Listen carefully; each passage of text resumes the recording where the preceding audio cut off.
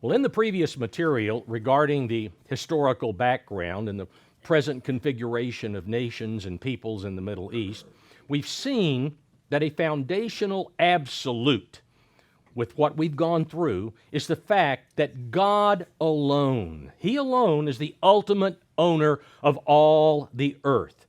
That is, all of the land and every one of the people. He owns it all. He constructed it, He brought it into being, and so it's His. Everything belongs to Him. And as such, He alone has the right to assign whichever people He desires to whatever land He chooses to put them on. Now, last time, let's go back to Acts chapter 17. Last time we covered two extremely important passages, one here in Acts and the other we'll get to in Deuteronomy, which reveal that God has taken a hands-on role in configuring the locations of peoples and nations throughout time, even to today. He is hands-on. He's not letting things slide any which way the devil may want to make them go. He's the one who sets up and takes down rulers in this world. But here in Acts chapter 17, verse 26 again, from last time, and I'll read again from the New Living Translation. I think it brings out the meaning more clearly. And here, the Apostle Paul telling the Athenian wise men, from one man, He, God, created all the nations throughout the whole earth. He, God, the owner of it all, He decided beforehand, before they ever came into existence, when they should rise and fall. And He determined their boundaries. He knew exactly where He would put them, exactly where He would allow them to establish their civilizations. Now, back in Deuteronomy chapter 32, Deuteronomy 32 and verse 8. Here, Moses again explaining to Israel the phenomenal future that lay ahead of them and what they were about to do in fulfillment of prophecies. He says in verse 8, when the Most High divided their inheritance to the nations, national inheritance, when He divided their inheritance, when He separated the sons of Adam, not the sons of Noah, the sons of Adam. This is speaking of the pre-flood world. All right? When He separated the sons of Adam, He set the boundaries of the peoples, that is, of the nations that the peoples would raise up, according to the number of the children of Israel. It's all predicated on Israel and the territory that the children of Israel would ultimately receive. God determined the amount of land which the children of Israel would need and set it apart from all other lands all the way back before the flood in the days of Adam's descendants. God knew He would be working through a particular nation that would prevail with Him. It would look to Him as its God. They would do everything that He told them to do. They would prevail with Him. That's what He was going to do. And He did that long before Abraham was ever born, because Abraham was born on this side of the flood, not on that side. Now that land, He knew exactly what land He was going to give them, because what does God look at as, basically the place where He walks? Was the Garden of Eden, where Jerusalem is located today. That's where the Garden of Eden was. There was an altar off to the east, and that's where Abel offered his sacrifice to God, is there on the Mount of Olives. And so, again, it would revolve around Jerusalem, and that land would extend out to whatever boundaries that God determined would be necessary. So that was the very area that was going to be the center of the property that would belong to the prevailers with God, to Israel. Therefore, every boundary of every nation is contingent upon what God has apportioned to the descendants of Jacob. That's what these passages in Acts 17 and Deuteronomy 32 mean. Now, last time we also covered the background of the 7 times punishment that God prophesied would come on the tribes of Israel for their repetitive disobedience to Him. Because they would disobey, and then you would have a king or a judge that would get them to, at least on the surface, obey, and then they would go back and repeat the same process. They would disobey and bring calamity. And again, you would have the invasion of the Midianites, the Amorites, and various ones. And so this was constant. It went on and on and on throughout the times of the kings.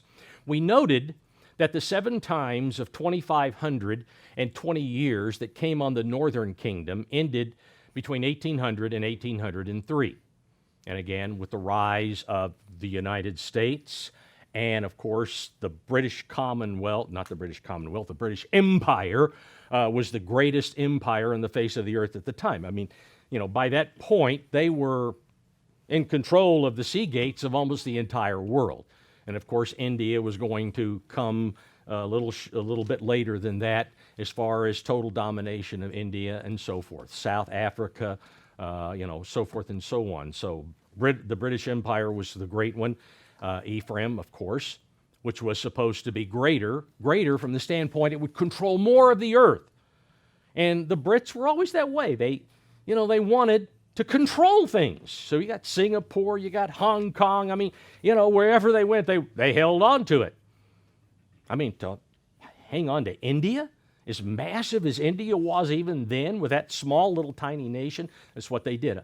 America, descendants of Manasseh, hey, all we want is to be left alone. And, so as soon as they conquer something, they turn it back over. That's the way the Manassite mind is. Well, we don't want to be responsible for that, so, you guys go and take it over. We don't care. We won the war. That's all we're concerned about. Old Glory flies again, but we're going to take Old Glory home with us, and it'll fly over, the homeland. But we don't want all the stuff that the Brits want.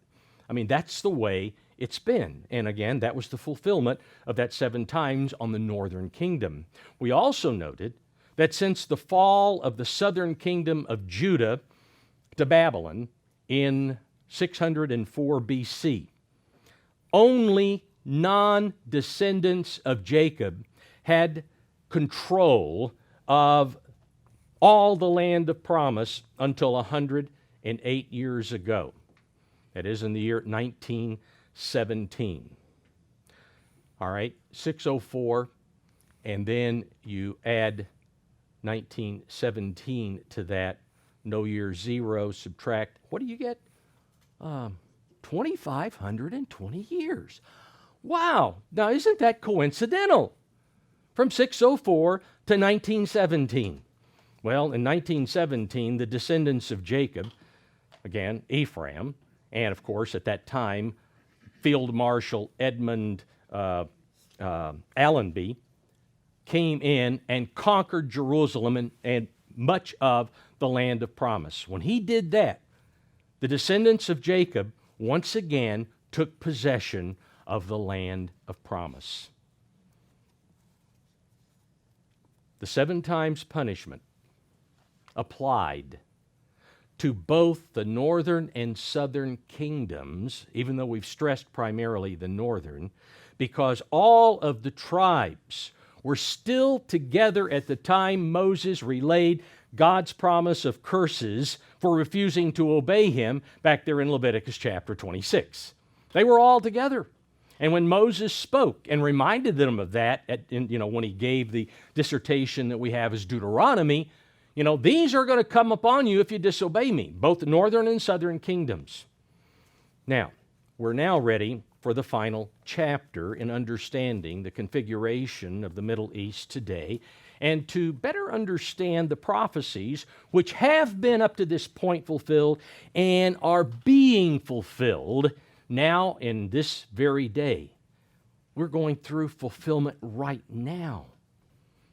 For groundwork, to go on with the material, we need to rehearse the first return of the Jews from Babylonian exile. The southern kingdom, remember, was taken, removed from the land of Israel by the Babylonians, except for that small little contingency that went with Jeremiah, that took Jeremiah down to Egypt, and then Jeremiah went on, to Ireland. But other than that they were all taken out of the land. So let's go to Jeremiah chapter 25, because Jeremiah gives us the details of what happened. Jeremiah chapter 25, and we'll begin here in verse 8. And I'll read this first passage from the Tanakh translation. Assuredly, thus said the Eternal of hosts, because you, and again, the you here, the southern kingdom, because you would not listen to my words, I am going to send for all the peoples of the north, declares the Eternal, and for my servant, King Nebuchadnezzar of Babylon. Note, God calls him his servant. Why? Because he's going to serve God's purpose. He's going to do what God needs done as far as establishing boundaries, okay? And bring them against this land, the land of Israel, and its inhabitants, and against all those nations round about, not just Israel, but there was Syria, and there was Lebanon, there was Moab and Ammon, even down into Egypt, because Nebuchadnezzar conquered Egypt. Okay, all of that. And so against not only the land of Israel, but all of those around, the nations round about. Nebuchadnezzar conquered all of that territory in the eastern Mediterranean.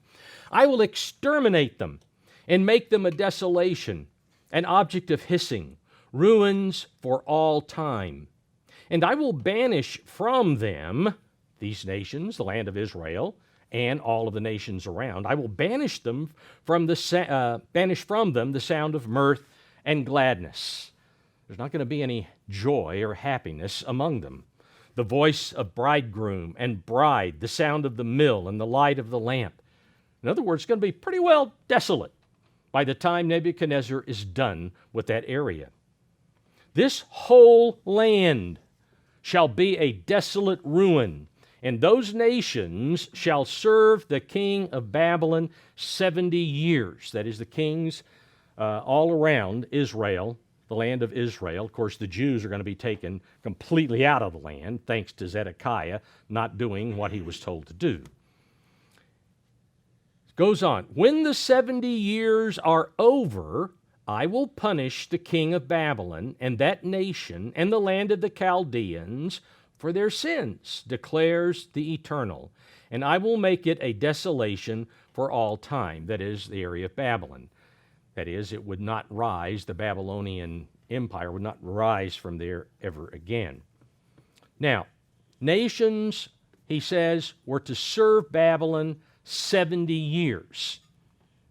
Now, the beginning of that 70 years was in 609 BC when Nabopolassar, who was Nebuchadnezzar's father, conquered the last real stand of the Assyrians, because he had been at war with Assyria for quite a while. And 609 was when he finally destroyed, I think it was in Haran, where he finally destroyed that last major contingency of Assyrians. So the Assyrian Empire pretty much was over and done with at that point. And so Nabopolassar was able to glean and to gather up certain areas of the nations in that area that Assyria had been over. And so you start in 609 with the defeat of Assyria all the way down till the overthrow of the Babylonian Empire in 539. Those were the 70 years. Now, let's go on to Jeremiah 29, because Jeremiah gives us some more information that's pretty critical to understanding some parallels that we're getting into. Here in verse 1, again from the Tanakh translation, this is the text of the letter which the prophet Jeremiah sent from Jerusalem to the priests, the prophets, the rest of the elders of the exiled community, and to all the people whom Nebuchadnezzar had exiled from Jerusalem to Babylon. Now there were, remember, 3 different captivity periods. There was the 604 there was a 597 and then the 586. Jeremiah was still in the area of Jerusalem at this point, as well as Zedekiah and the last group that would eventually go into exile. And so here he's writing to those who have already been extracted in 604, 597. Now, let's skip down here to verse 4. Thus said the Eternal of hosts, the God of Israel, to the whole community which I exiled from Jerusalem to Babylon. All right? So all of the Jews who are in exile in Babylon are being told this. Take wives and beget sons and daughters, and take wives for your sons, and give your daughters to husbands, that they may bear sons and daughters. Multiply there.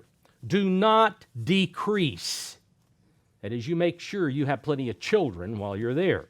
They were warned at this point that they would be in exile for a long time, for many years, for many decades. God warned them up front through Jeremiah. Go ahead and settle down. Don't think that you're going to make a jailbreak and get out of the exile and come back. Nope, that's not going to happen. Now, going on in verse 10, for thus said the Eternal, when Babylon's 70 years are over, I will take note of you. But basically, you can count on this. I'm not going to intervene until the 70 years are over. I will take note of you, and I will fulfill to you my promise of favor.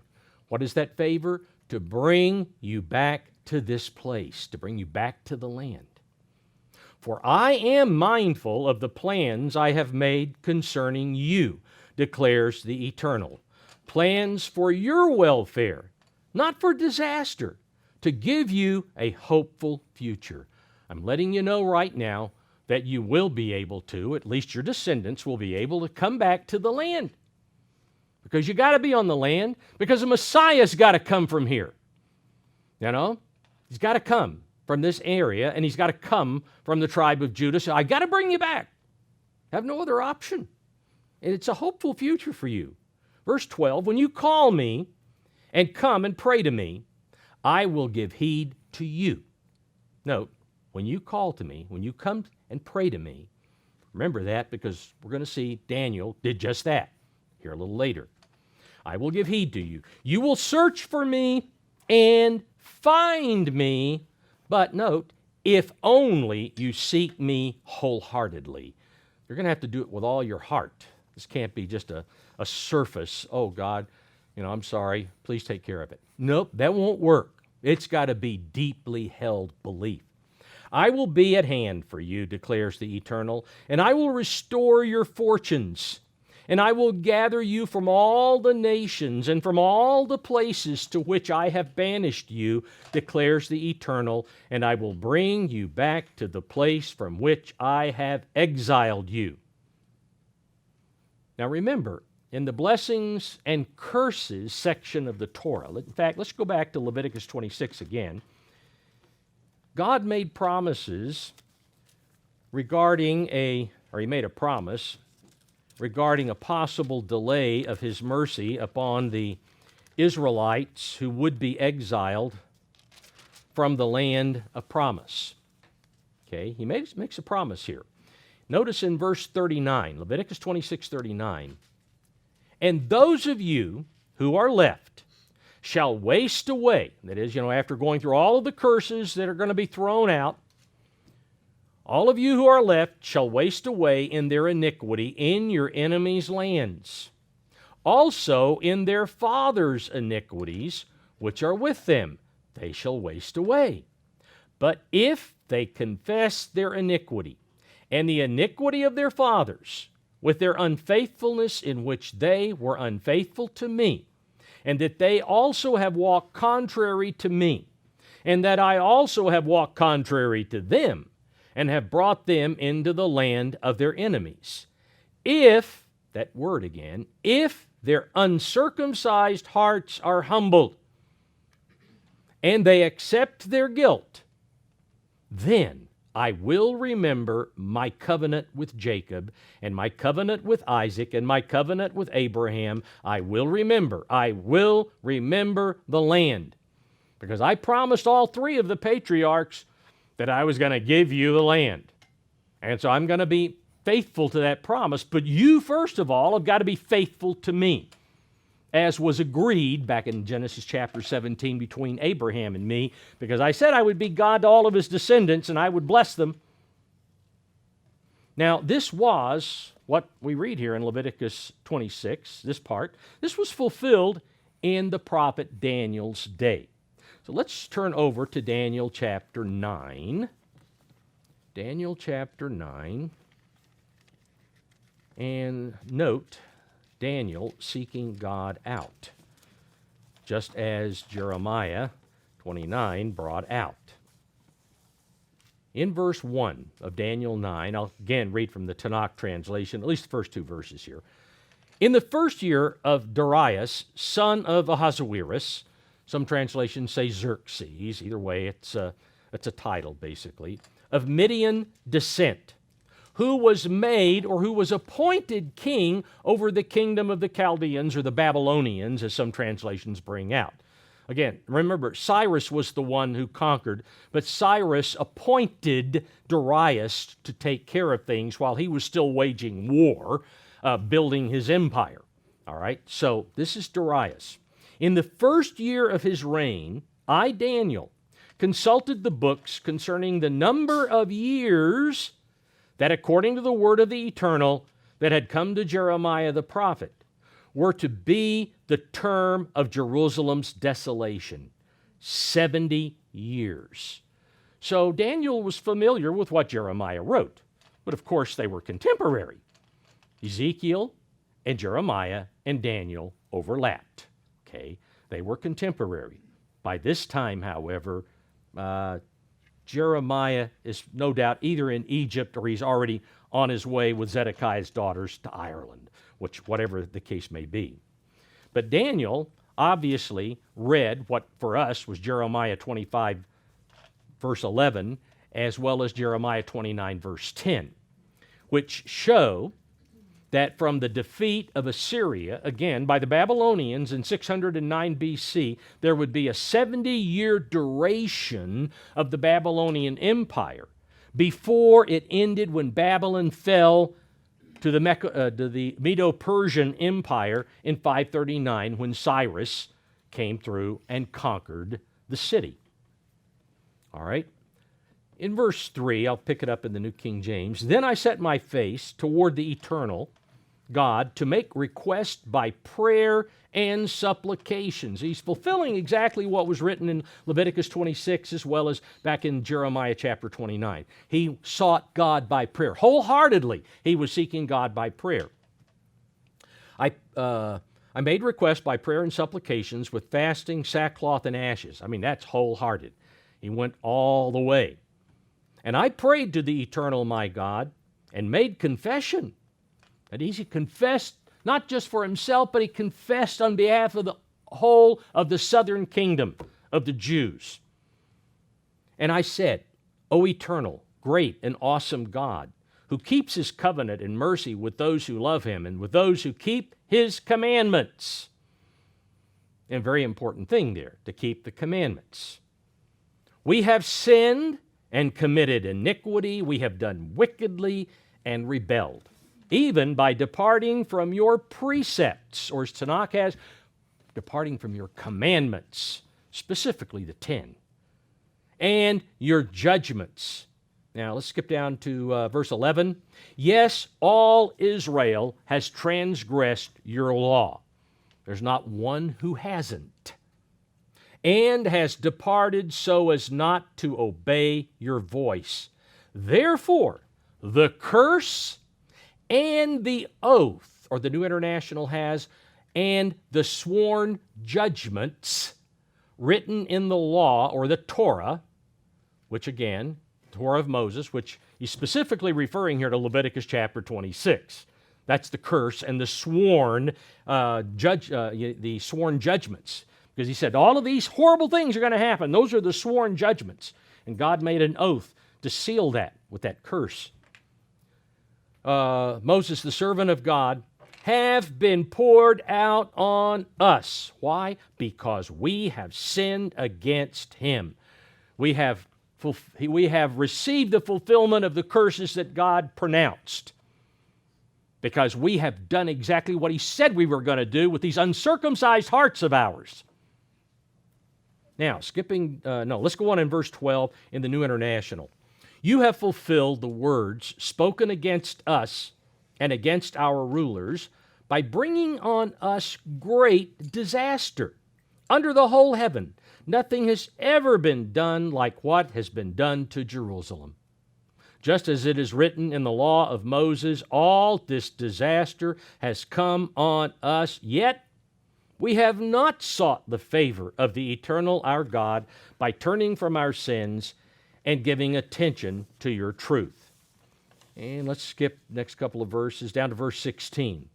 Eternal, in keeping with all your righteous acts, turn your anger and your wrath from Jerusalem, your city, your holy hill. Our sins and the iniquities of our ancestors have made Jerusalem and your people an object of scorn to all those around us. Now, O God, now our God, hear the prayers and petitions of your servant. For your sake, eternal, look with favor on your desolate sanctuary, because the temple had been destroyed. Now, after Daniel's prayer of confession, God began to act immediately. Actually, it had already started. But again, once Daniel had finished this prayer of confession, God had already prophesied in the days of Isaiah. He had prophesied what he would do.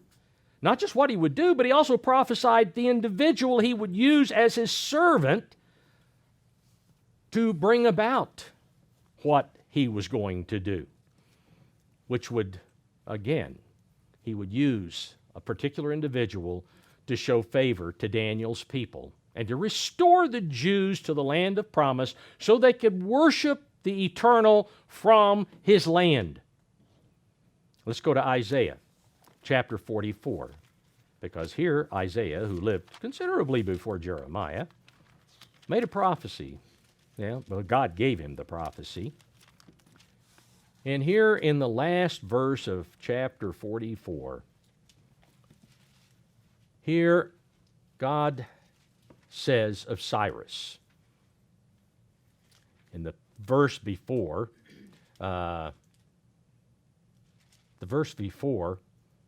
talks about how Cyrus would overthrow Babylon. But anyway, verse 28, God, who says of Cyrus, he is my shepherd. Just like Nebuchadnezzar was a servant of his, so Cyrus was like a shepherd to point his people in a particular direction to go. And he shall perform all my pleasure, or all my desire, saying to Jerusalem, you shall be built, and to the temple, your foundation shall be laid. Cyrus would be used by God to make the restoration possible so that the Jews could return. Now, with that, let's go to Ezra chapter 1. Ezra chapter 1, and in verse 1. Now, in the first year of Cyrus, king of Persia, that the word of the Eternal by the mouth of Jeremiah might be fulfilled, the Eternal stirred up the spirit of Cyrus, king of Persia, so that he made a proclamation throughout all his kingdom and also put it in writing, saying. Now, I think we need to be aware that Josephus, back in Antiquities of the Jews, book 11, chapter 1 and paragraph 1, Josephus tells us that Cyrus was given a copy of Isaiah's scroll to read, because there was a section, we just read it, or part of it, there was a section in Isaiah's scroll that actually prophesied him by name. And so the Jews, we're not told who it was. Josephus doesn't tell us who gave it to him, but somebody gave him the scroll of Isaiah and pointed out, note here what Isaiah said.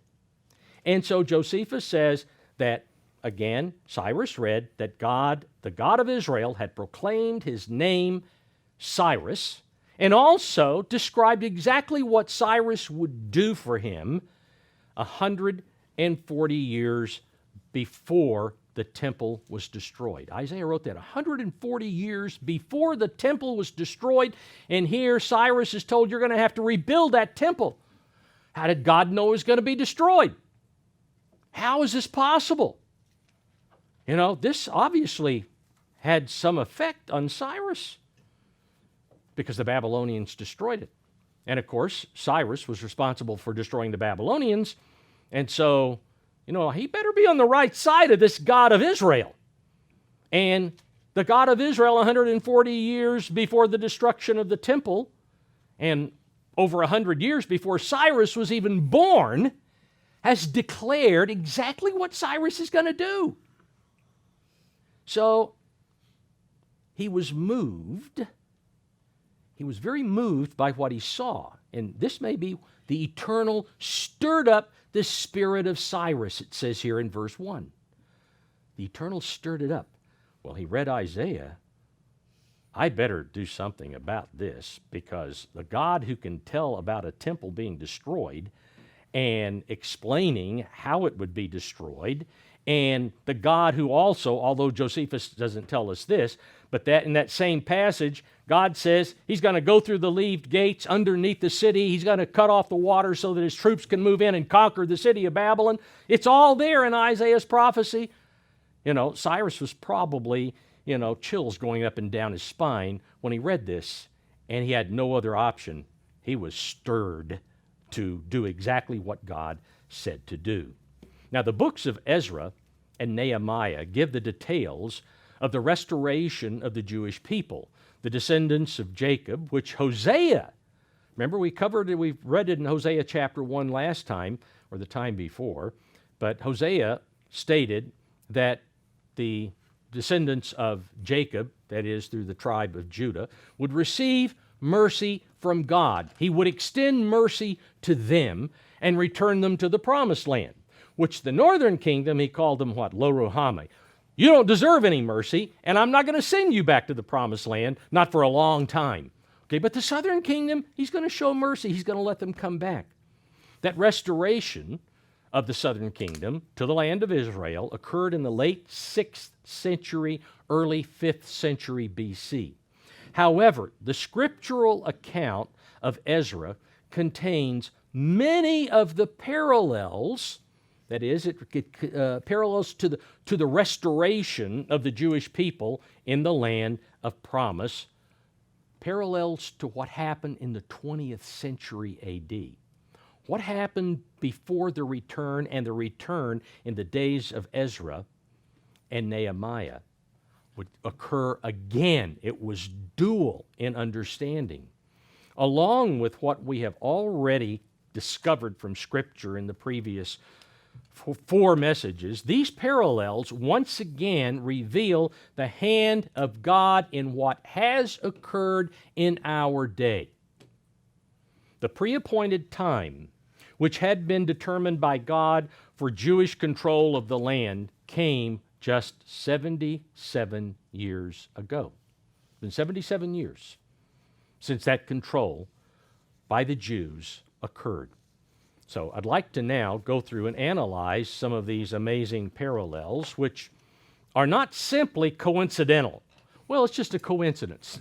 No, this is not coincidence. God made sure it was all written down and preserved so we could look at this, what happened historically, and then look at what's happening today.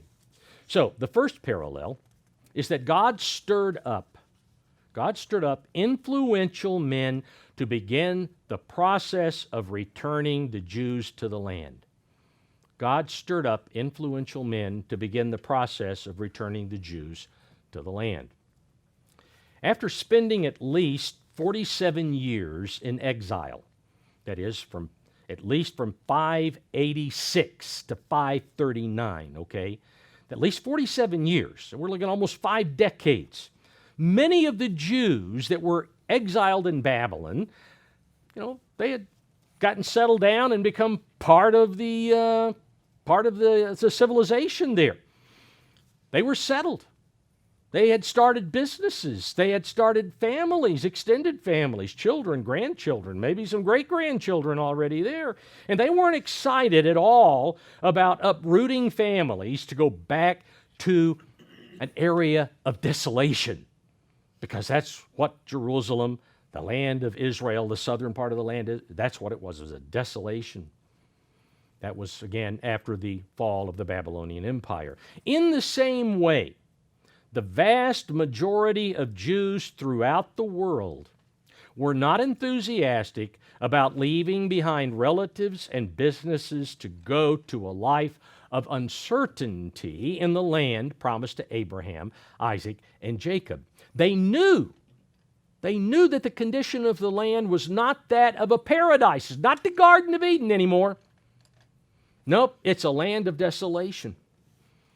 The land today, over in the land of Israel, you see pictures around, the Sea of Galilee, and you can see pictures, Mount Hermon in the distance, and up in the Golan Heights, and Haifa, and the port city there, and Jerusalem, and sky rises in Tel Aviv, forested areas. This is what the land looks like today. It's unrecognizable from the condition that it was in back in the mid to late 1800s. Nothing like it was then. In the book, The Palestine Problem Today, Israel and Its Neighbors. Palestine Problem Today, Israel and Its Neighbors, written by Karl Voss in 1953. Okay, so this is back a ways, but nonetheless, on page 13, he states, in the 2.5 centuries between the Arab conquest in the 7th century and the beginnings of the Jewish return in the 1880s, Palestine was laid waste. Its ancient canal and irrigation systems, which were in a large part done by the Romans, when the Romans, there's still an aqueduct that goes down north of Caesarea and other places where you can see parts of the aqueduct, but all of that was basically destroyed so that it couldn't supply water anymore. The Turks did it, the Ottoman Turks. But at any rate, its ancient canal and irrigation systems were destroyed, and the wondrous fertility of which the Bible spoke vanished into desert and desolation. He goes on, under the Ottoman Empire of the Turks, the policy of disfoliation, that is cutting down everything that's green that grows, all the trees, continued. The hillsides were denuded of trees and the valleys robbed of their topsoil. Without the trees to slow down the water, of course, it washes the topsoil away. From the book From the Time Immemorial, written by Joan Peters in 1984, on page 159, she states, the British consul in Palestine reported in 1857 that the country is in a considerable degree empty of inhabitants, and therefore its greatest need is that of a body of population. Okay? There's virtually nobody there. Now, Mark Twain, before he wrote those great novels, Tom Sawyer and Huckleberry Finn, which I liked even better, and of course The Prince and the Pauper, he wrote all kinds of things. But before he wrote those things, he went on a trip to the Mediterranean, and part of that trip was in the Eastern Mediterranean, and he wrote a book now that's called Innocents Abroad, The Innocents Abroad. He wrote that in 1867, just a few years after the Civil War. He was hired, I think, by a San Francisco newspaper, maybe in the San Francisco Chronicle, I don't remember, to report on all of this. Anyway, on page 349, he writes, stirring scenes occur in the valley of Jezreel no more. You don't see anything no more. There is not a solitary village. He's going here between 1869 and 1867 and 1869. No, 1865 and 1867. I think it was when this trip, it was a couple of years that he did this trip. He said, there's nothing, not a solitary village throughout its whole extent, not for 30 miles in either direction. There are 2 or 3 small clusters of Bedouin tents. These were Arabs that moved around. There weren't stabilized cities that you could find, or towns. One may ride, but not a single permanent habitation. One may ride 10 miles hereabouts and not see 10 human beings. Continuing on in page 366, he says, the sort of solitude to make one dreary. That's the kind of solitude. Come to Galilee for that. These unpeopled deserts, these rusty mounds of barrenness that never, never, never do shake the glare from their harsh outlines and fade and faint into vague perspective. That melancholy ruin of Capernaum, this stupid village of Tiberias, slumbering under its 6 funeral palms. It's been a few years since we were at Tiberias, but there's a whole lot more than 6 palms there now. Lots of buildings and multiple stories and so on. Anyway, slumbering under 6 funeral palms, we reached Tabor safely, Mount Tabor, safely.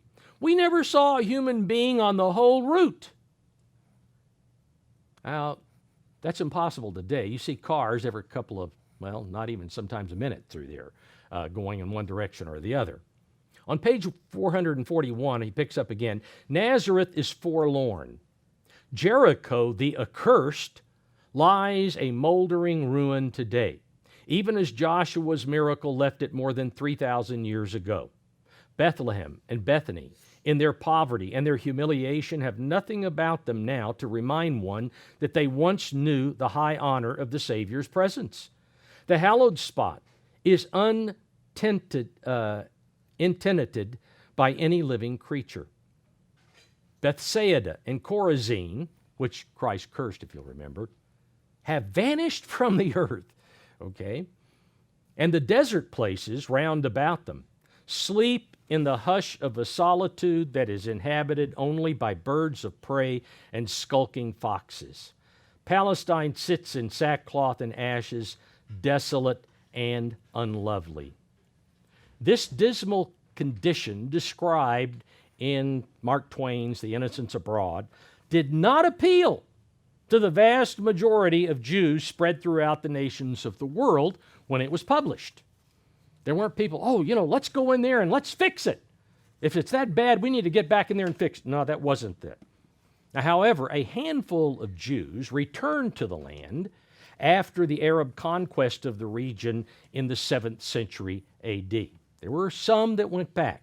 Another small handful returned sometime in the 9th century, and then another small group in the 10th century. A group of Italian Jews went back in 1488, 4 years before the Jews were expelled from Spain. 4 years before Columbus set sail, because he was probably a Jew. All right? And why were the Jews expelled from Spain? There were like over 300,000 Jews living in Spain. If they would convert to Catholicism, they could stay. But if they wanted to hold on to their Jewish ways, they had to be expelled. So a bunch were expelled, and even some of those relented because they wanted to get back to their relatives, and they became Catholics and were able to return. But phenomenal numbers were kicked out, were expelled, because they wouldn't convert to Catholicism. So there was that group in 1488, because pressure was beginning to build. You either become a Catholic or else. And of course, that was Italy, closer to the Vatican, closer to the heartbeat of Catholicism. After the Turkish conquest of that area in 1517, many Jews from around the Mediterranean, from France and Germany, also returned to the land. By 1567, almost, not quite, but almost 10,000 Jews were living in the land of Israel. Quite a number, because basically it was them and, Bedouin Arabs moving from here to here and there and wherever, but that was pretty much it. Yet there was no consolidated push by Jewish people to return on a grand scale back to the land of promise. Most Jews believed that it was against God's will to make any attempt to return to the land. He kicked them off, and he would bring them back when the time was right. That was kind of the mentality. In the book, The Return to Zion, published in 1974 on pages 6 and 7, it must be emphasized, however, that not only those Jews who yearned and prayed for the return to Zion while they remained in the diaspora, which of course was when the Romans kicked them all out of the land of Israel, after the Bar Kokhba revolt, a lot of them, the Romans, they were tired of having the Jews around. So, they caused nothing but problems, so we're going to kick them out of the land. So the diaspora, the dispersion. Those Jews who yearned and prayed for the return to Zion while they remained in the diaspora, but even those who settled in Eretz Israel, that is the land of Israel, Eretz is land, the land of Israel, were in basic agreement that the redemption of the Jewish people would come in God's own time, and that there was little that man could do actively to hasten the process. Indeed, according to one school of thought, it was actually impudent of man to try to do so. Forcing the culmination was therefore held by some religious authorities to be forbidden. In fact, between 1840 and 1875, there was almost universal optimism by European Jews, that is throughout Europe, that they would be integrated completely into the nations of Europe and thereby negating any need for a separate homeland for the Jewish people. That's what they believed. It wasn't until the pogroms against the Jews throughout Russia after the assassination of Tsar Alexander II in 1881 that many realized that Jewish assimilation among the European nations would never be possible, would never happen. For those who, seen Fiddler on the Roof, remember the time when Tevye was told by the Russian officer there that was his friend, well, we got to do some damage, pogrom, and then eventually they all had to move from Anatevka out. That was, like the pogroms that began about 1905, not the one under Nicholas II, not Alexander II. By the way, there isn't an Anatevka today. Jews in Ukraine started that town 20 miles outside of Kiev in 3 years ago. Anatevka, of all things, fake, fictitious city, but nope, now it's a Jewish town in Ukraine.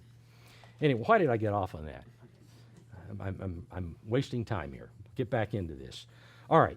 Now, prior to that general realization that, again, assimilation is not going to be possible, Rabbi Judah Alkalaya in the mid-1800s began arguing that the reclamation of the Promised Land would require a united effort by the Jewish people. That's what the rabbi said. We're going to have to get together on this. We're going to have to understand the importance of this.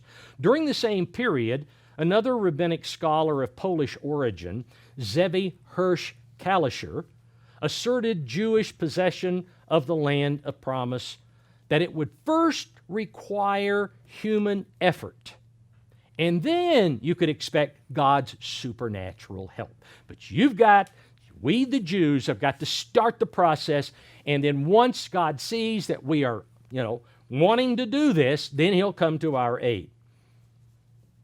Now, Kalischer's proposals greatly influenced another important Jew, Moses Hess, who published the book Rome and Jerusalem in 1862, in which he laid out the foundations necessary for a future Jewish state.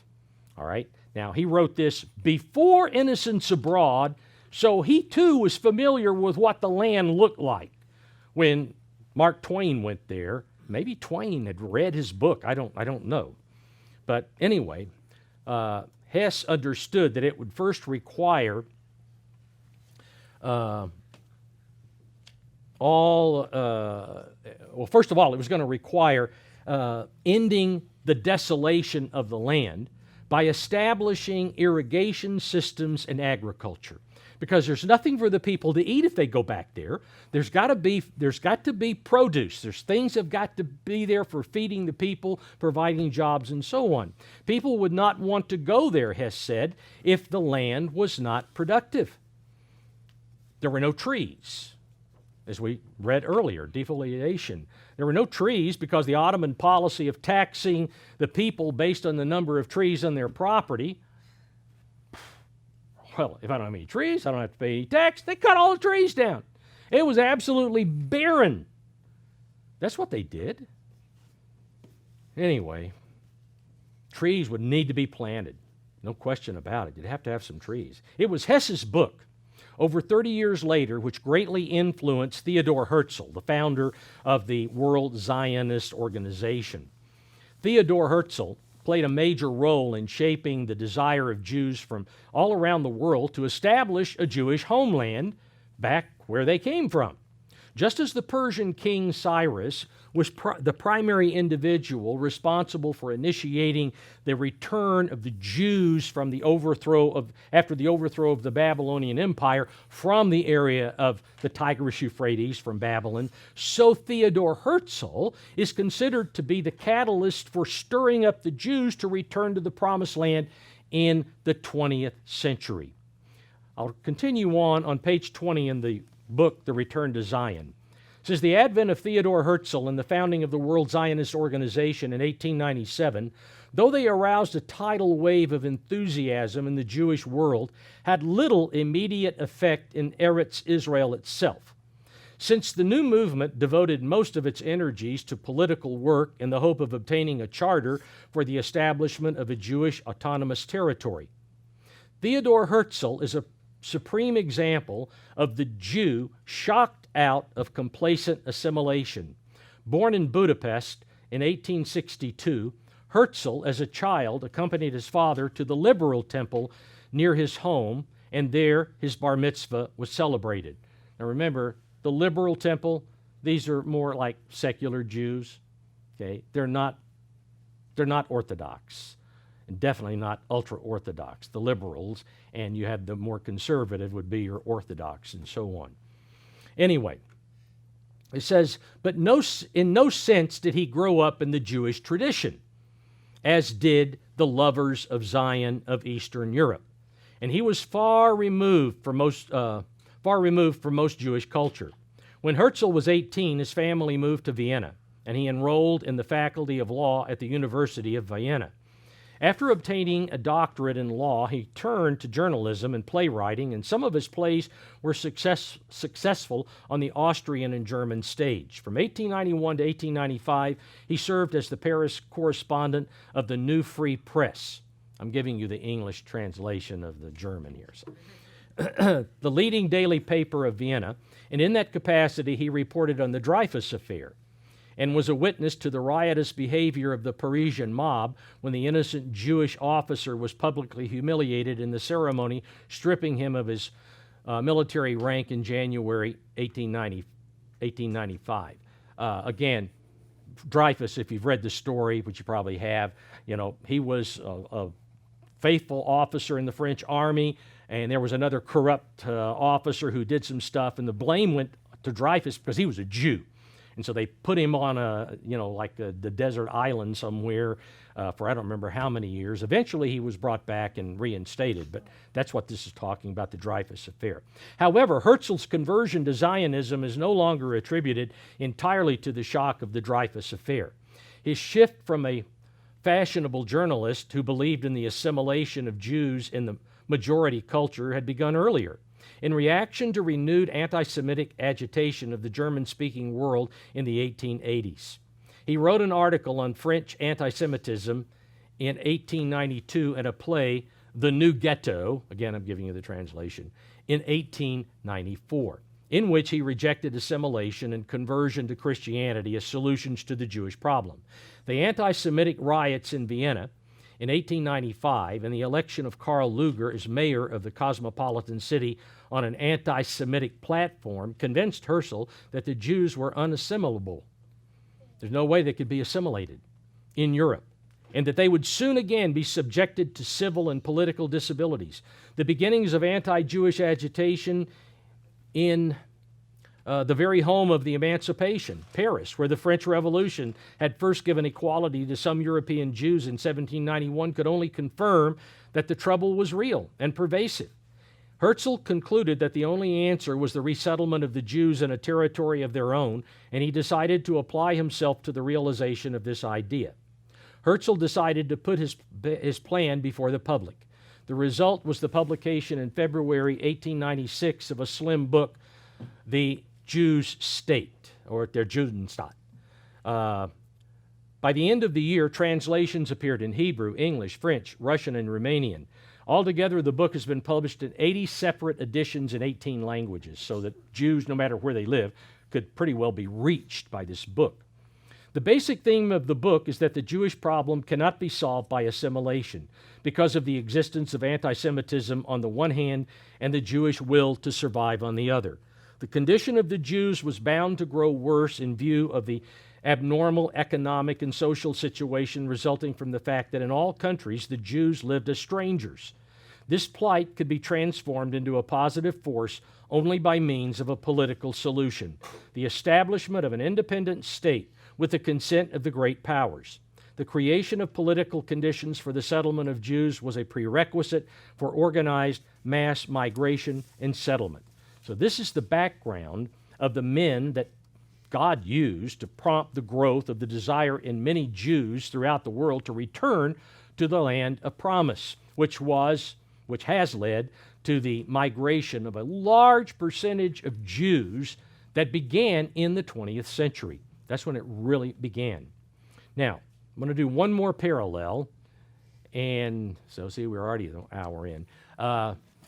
Cyrus's decree and the Balfour Declaration. Cyrus's decree and the Balfour Declaration is the second parallel. Both the first as well as the second returns of the Jewish people to the land of promise were preceded by official government edicts to build. There were edicts that came forth from the government, and those edicts required building. The first decree, let's go back to Ezra chapter 1 again and verse 1. We'll read verse 1 again and verse 2. All right, the further historical edict. Now, in the first year of Cyrus, king of Persia, that the word of the Eternal, spoken by the mouth of Jeremiah, might be fulfilled, after 70 years, okay, the Eternal stirred up the spirit of Cyrus, king of Persia, so that he made a proclamation throughout all his kingdom and put it in writing, saying, Thus says Cyrus, king of Persia, all the kingdoms of the earth, the eternal God of heaven has given me. Note, he understood. He understood what God he was. And he has commanded me to build him a temple, or a house, or a temple, some translations would say, at Jerusalem, which is in Judah. So that's what we've got to do. He commanded me, therefore this is my edict. Cyrus decreed that a temple be built. The end time edict, and of course all he did was basically lay the foundation, and then it sat for a while before it was finally finished. But he did lay the foundation exactly in accordance with what Isaiah prophesied he would do. But the end time edict decreed not the building of a temple, but the building of a homeland for the Jewish people. So both required building. In the book, The Return to Zion, on pages 55 and 56, on November the 2nd, 1917, Balfour, that is Foreign Secretary Arthur Balfour, he was British foreign minister, or foreign secretary, he issued the famous letter to Lord Rothschild, that is Walter Rothschild. Remember, the Rothschilds were the primary banking family for all of Europe. Began in Frankfurt back in the 1700s, and it spread through the five sons of the original Rothschild. It went to London, to Paris, I think it was Vienna, and Milan, Italy. I think it was Milan. Anyway, the largest banking conglomerate in Europe was the Rothschilds. They were Jews. Now, Walter was kind of philanthropist and wasn't as directly involved, but he was the family. And so, of course, being family, his relatives that were running the banks from London to wherever, they had control of a lot of money. Well, Balfour issued his letter, goes on to say here, to Lord Rothschild, which has since become known as the Balfour Declaration. But again, Rothschild was the unofficial leader of the British Jews. It reads as follows: His Majesty's government view with favor the establishment in Palestine of a national home for the Jewish people,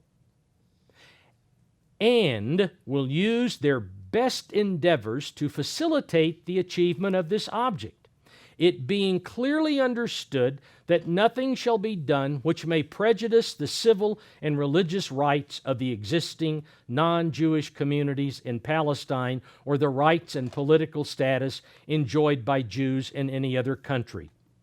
The declaration was approved on April 24th, 1920 at the Allies Conference at San Remo, Italy, and was incorporated in the Mandate on Palestine conferred upon Great Britain by the League of Nations on July 24th, 1922. Now, before I continue, one thing you need to understand.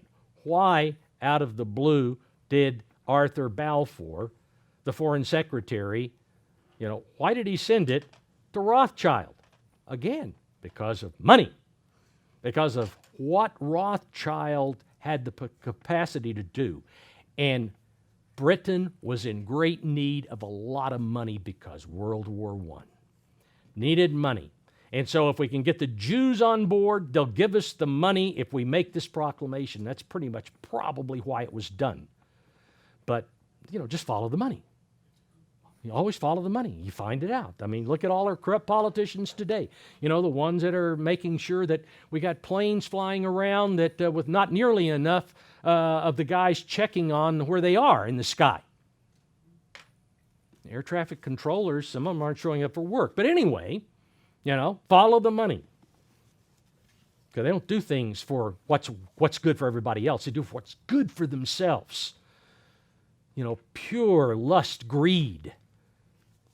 Drives all of mankind. Anyway, the impact of the Balfour Declaration, continuing on page 56, the impact of the Balfour Declaration on Jewish public opinion was immediate and enthusiasm spontaneous. In many countries, there were huge demonstrations displaying the Union Jack side by side with the Zionist flag. Today, they'd be burning the Zionist flag and waving the Palestinian green and whatever color that stupid piece of rag is.